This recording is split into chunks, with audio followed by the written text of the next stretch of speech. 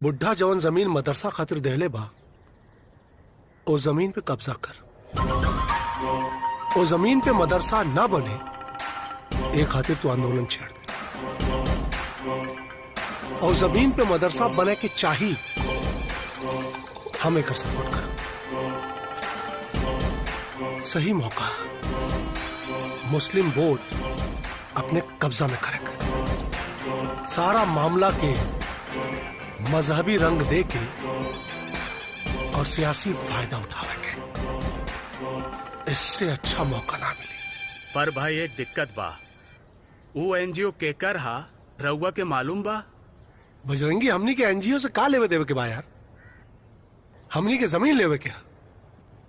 भाई वो एनजीओ के ऑनर राउर बहन हीर बिया।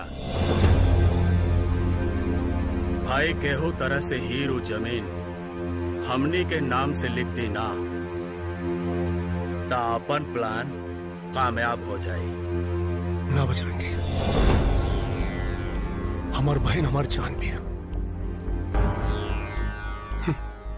हमरा बहन बाना गुना मानी, वो अपना मर्जी से जमीन हमनी के नाम करी ना, और ओकरा साथे जबरदस्ती हम कह ना सकी।